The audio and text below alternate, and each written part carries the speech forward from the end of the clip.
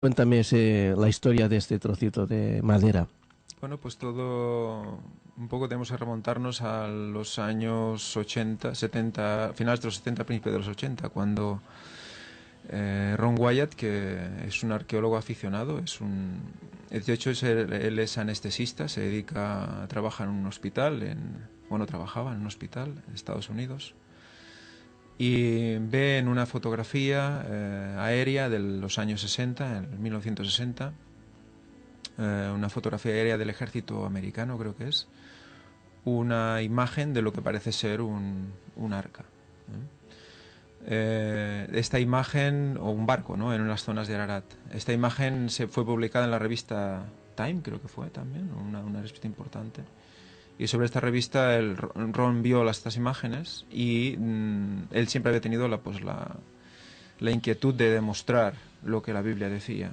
Entonces él coge su mochila y se presenta en el arca en el año 77, con poco más que ganas de encontrarla, sin material y nada más. Entonces allí va con sus hijos y llegan a esta zona y ven el arca, ven esa forma rocosa que parece un barco, ¿no? Después de esto, pues empiezan a hacer diferentes excursiones. Durante 12 años estuvieron haciendo pruebas en la zona y experimentando y buscando alrededor de la zona del arca. Y en uno de esos viajes, de esas excursiones que hacen alrededor de la zona, encuentran una pieza de grandes dimensiones.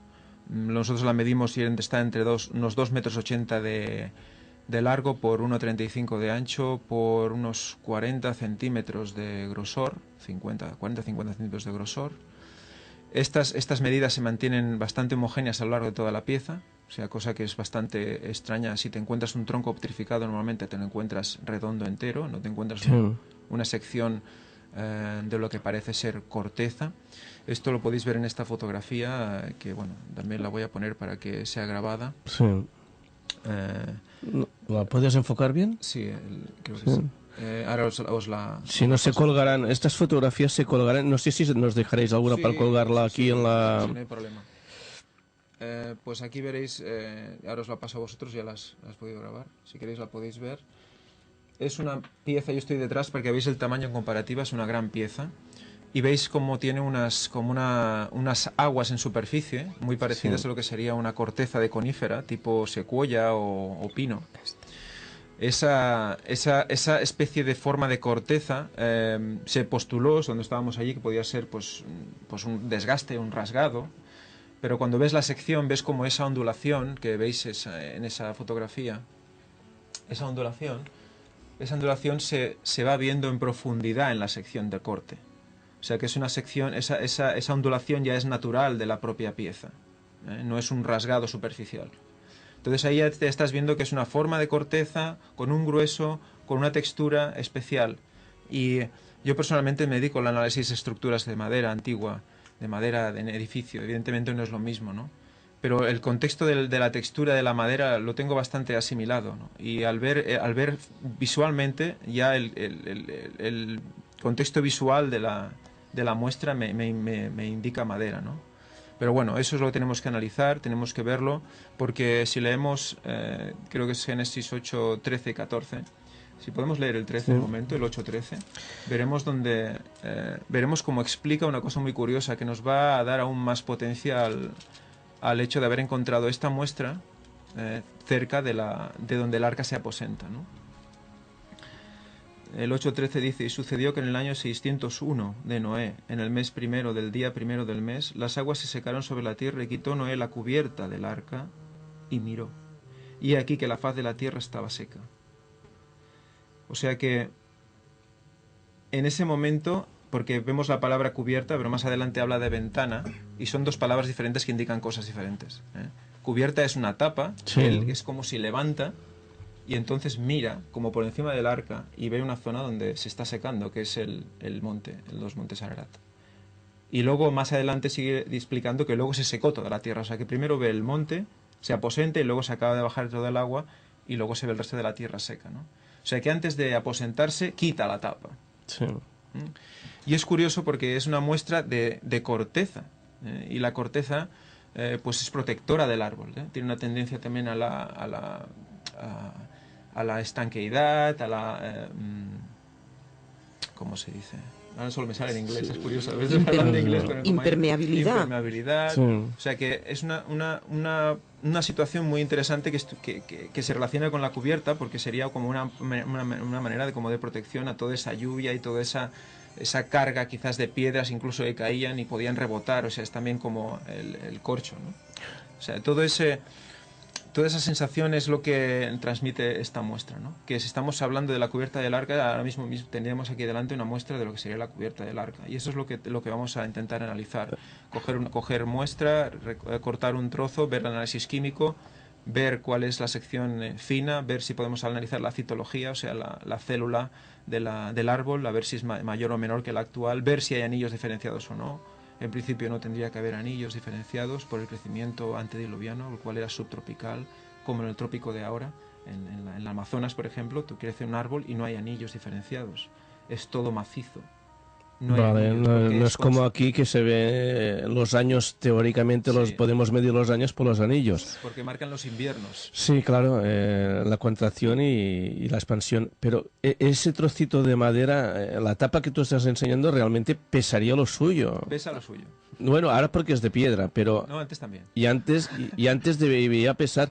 Entonces, evidentemente, o Noé era un superhombre, ¿no? O era un gigante, como se dice en algunas partes de la Biblia, o evidentemente hay algo que no se termina de entender. Lo digo por el tamaño y por el peso que tendría que tener, ¿no? Sí, ¿no? La Biblia nos indica que los antediluvianos eran gigantes. Y eran gigantes. O sea, Adán fue creado gigante, cerca de 4 metros de altura, y su mujer igual, y su descendencia, y todos los que vivían en la tierra antes del diluvio eran grandes hombres y mujeres. Vale, queda entendido esto. No, que yo debo tener muchos antepasados, porque Sí, no, bueno, hasta que no ha llegado a mí. Lo decía si querías preguntar. No, yo prefiero escuchar porque es que es muy interesante que hablen de lo que han hecho. Sí, tenemos ese trozo, luego tenemos unos trozos de cerámica.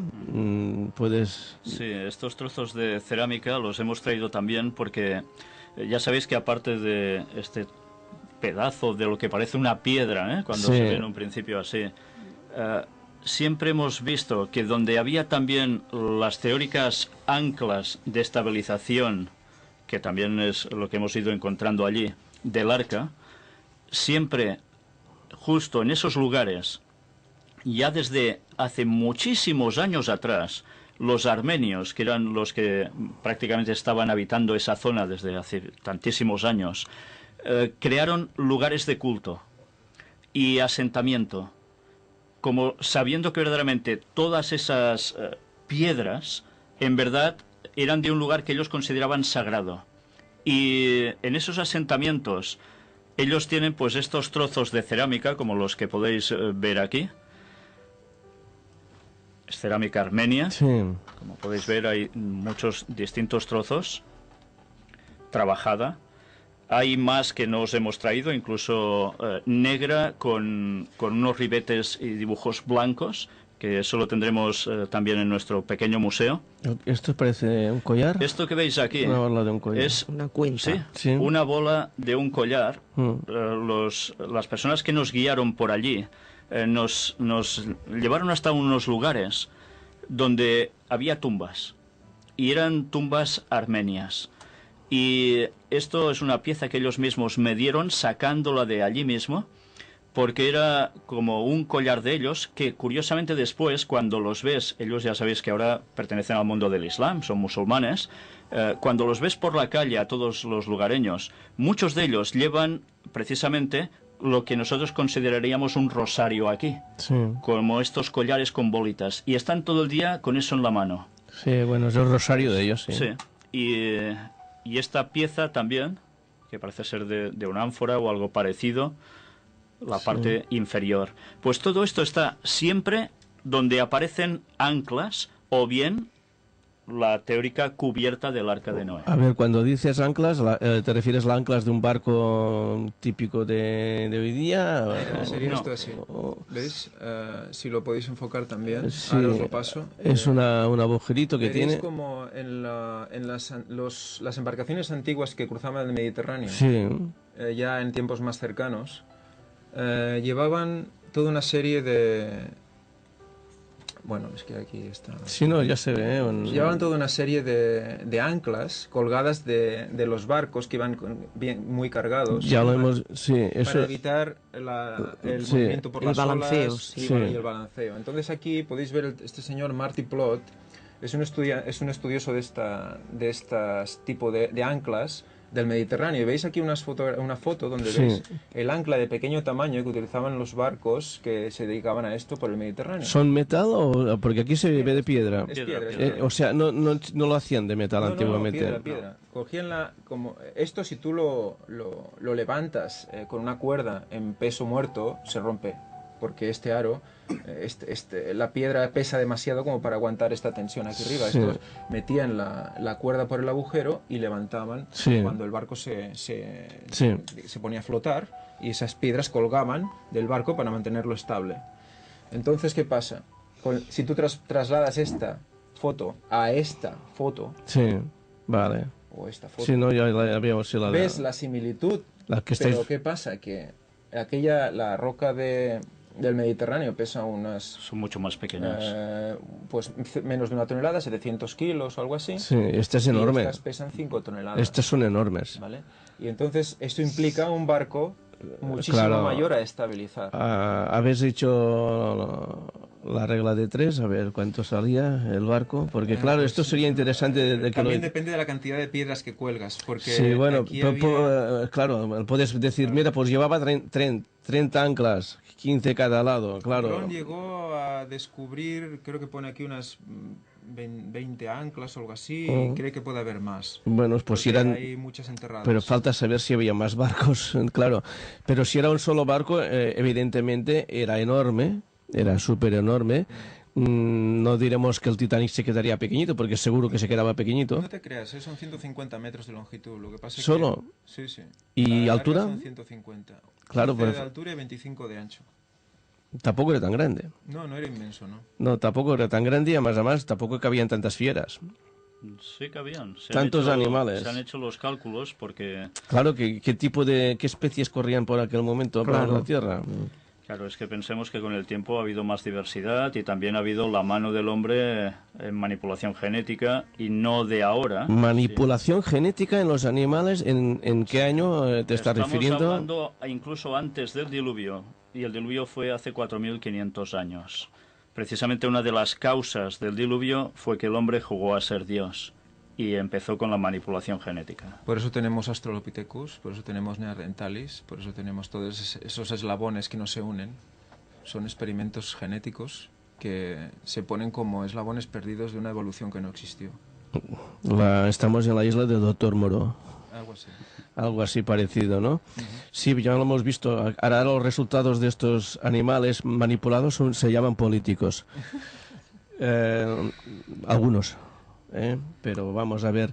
Dicen que los dinosaurios, las aves, son descendientes de ellos, o sería la inversa. Bueno, de hecho, ni una cosa ni la otra. Ni una Sería, cosa. unos son creados de una manera, otros son creados de otra, y todos son creados y viviendo todos en paralelo. O sea, todos vivieron la misma época y todos murieron en ese... bueno, y de hecho los dinosaurios murieron en el diluvio probablemente porque parte de ellos fueran amalgamas, o porque simplemente en el arca no había sitio para que luego después, al vivir el hombre en menor condición física, pudiera ser pues totalmente eliminado por esas bestias gigantescas, ¿no? Pero claro, aquí las cuentas científicamente no se vienen de ninguna manera, porque cuando estamos hablando de los animales prehistóricos se están hablando de miles de años atrás, no de 4.500 años, Una de ¿no? las muestras que tenemos preparadas para mostrar en el museo es un trozo de cuerno de Triceratops que fue analizado por el doctor Hermitage, que lo podéis buscar tranquilamente por internet, salió en diferentes noticias. Un doctor de prestigio, paleontólogo, que recogió una muestra de hueso de Triceratops. Fue un hueso muy especial porque contenía un material blando. Este material blando fue analizado por él y datado muchísimas veces porque los resultados fueron realmente increíbles. Salían 4.000 años de antigüedad.